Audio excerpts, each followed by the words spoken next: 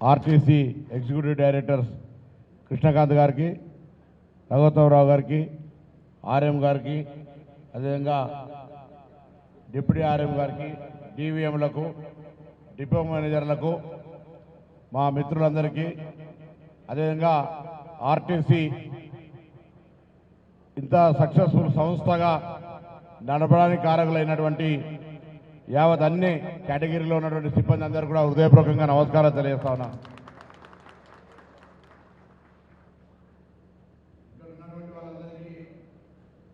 మీద ఆర్టీసీ మంత్రిగా మాట్లాడినప్పటికీ మీ అందరితోటి కలిసి పెరిగినటువంటి వాడిగా, చదువుకున్నటువంటి వాడిగా, ఇక్కడ ఉన్నటువంటి మనందరం కూడా ఒక కుటుంబంలాగా పెరిగినటువంటి వాళ్ళు. కరీంనగర్ అనేది మాతృగడ్డ కాబట్టి ఇక్కడ ఉన్నటువంటి వాళ్ళందరితోటి పూర్తి కుటుంబ స్థాయి పరిచయాలు ఉన్నటువంటి సందర్భంగా ఆర్టీసీ తోటి అనేక సందర్భాలు ఇక్కడ మా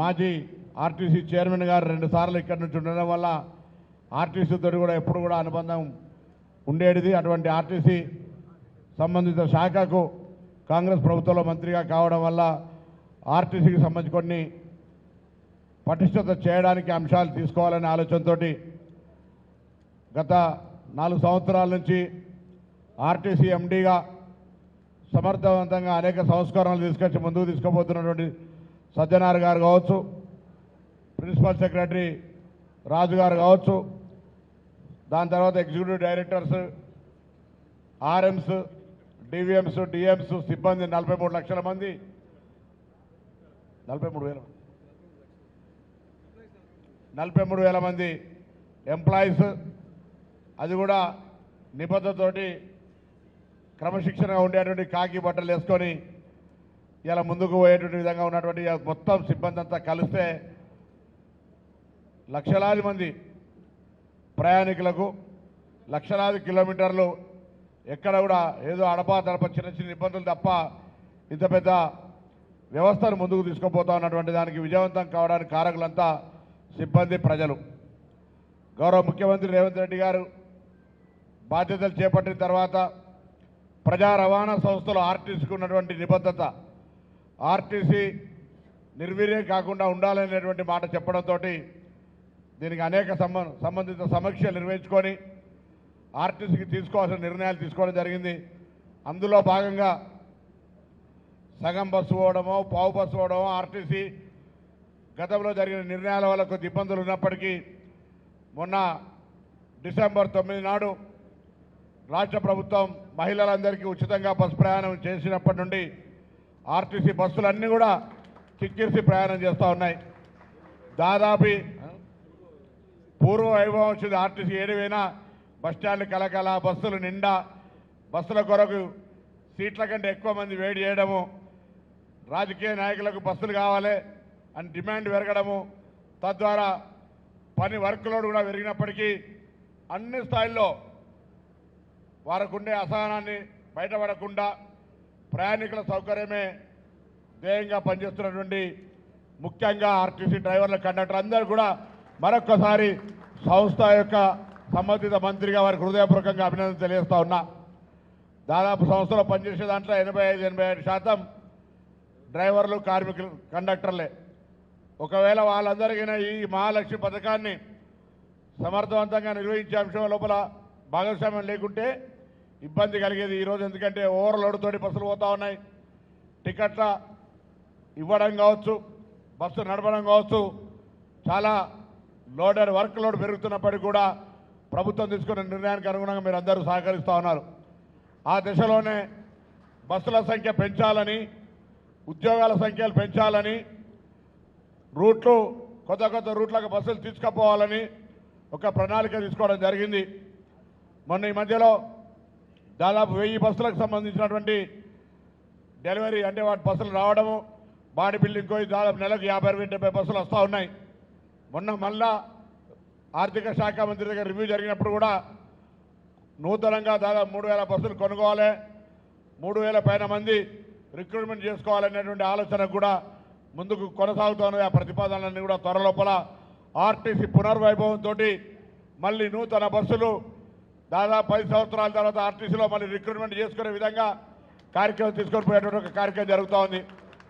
గౌరవ మానకొండ శాసనసభ్యులు కవంపల్లి సత్యనారాయణ గారి వేదిక మీదకి రావాల్సిందిగా కోరుతా ఉన్నాం. ఆ విధంగా ఆర్టీసీ ముందుకు పోయేటువంటి సందర్భంలో అందరి సహకారం తీసుకొని ఆర్టీసీలో ఉన్నటువంటి ఉద్యోగరీత్యా బాధ్యతలు చేపట్టి విధి నిర్వహణలో ప్రాణాలు కోల్పోయినటువంటి పిల్లలందరూ కూడా కారుణ్య నియామకాల కింద 2017లో తీసుకున్న నిర్ణయానికి అనుగుణంగా వాళ్ళందరికీ కూడా ఈరోజు కొంతమందికి రీజన్ వారీగా నియామక పత్రాలు ఇచ్చే కార్యక్రమాన్ని కొనసాగిస్తూ ఉన్నాం. తప్పకుండా అదే కాక ఆర్టీసీ కార్మికులకు సంబంధించిన సంక్షేమానికి సంబంధించి ఆర్టీసీ కార్మికుల యొక్క అనేకమైనటువంటి అంశాలకు సంబంధించి కూడా ప్రభుత్వం సానుకూలంగా ఉంది అనే మాట కూడా ఈ సందర్భంగా మనం చేస్తూ ఉన్నా. ఆర్టీసీ సంస్థ మీది, మనది, ప్రజలది. ఈ సంస్థను కాపాడుకొని ముందుకు తీసుకునే బాధ్యత తెలంగాణ ప్రతి బిడ్డ, తెలంగాణ ప్రతి పౌరునిపై ఉందని ఈ సందర్భంగా భావిస్తూ ఉన్నాను.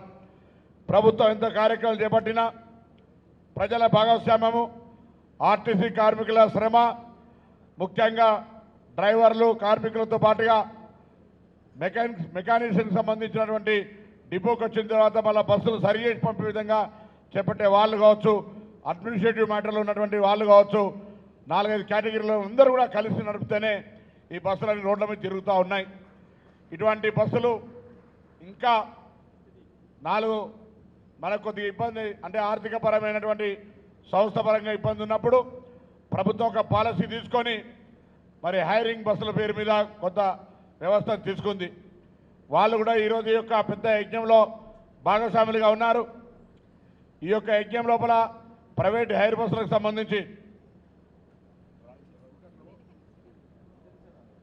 యజ్ఞానికి సంబంధించినటువంటి భాగస్వాములుగా ప్రైవేట్ హైర్ బస్సుల వాళ్ళందరికీ కూడా ఈ సందర్భంగా ఇటువంటి ఒక పెద్ద కార్యక్రమ విజయవంతంలో భాగస్వాములైనందుకు వాళ్ళందరూ కూడా హృదయపూర్వకంగా అభినందనలు, ధన్యవాదాలు తెలియజేస్తున్నాం. వాళ్ళకు కూడా చిన్న చిన్న సమస్యలు ఉంటే మొన్ననే ఆర్టీసీ యాజమాన్యం కూడా పిలిచి ఈ పెరిగినటువంటి అనేక అంశాల మీద వాళ్ళకు కూడా సంతృప్తి కలిగినా కలగకపోయినా వాళ్ళను ఒప్పించి మెప్పించి ముందుకు తీసుకుపోయే ఒక కార్యక్రమం తీసుకుంటా ఉన్నాం.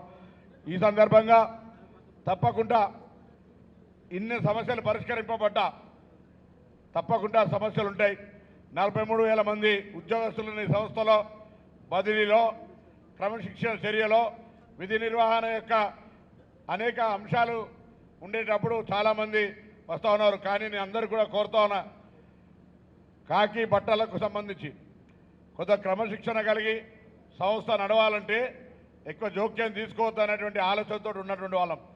సంస్థ నడవాలి, అధికారులు ఎక్కడన్నా ఉద్దేశపూర్వకంగా లేదా ఒకవేళ ఏదైనా విధానపర నిర్ణయం కాకుండా నిర్ణయాలు తీసుకుంటే తప్పకుండా దాన్ని సరిదిద్దే ప్రయత్నం చేస్తాం.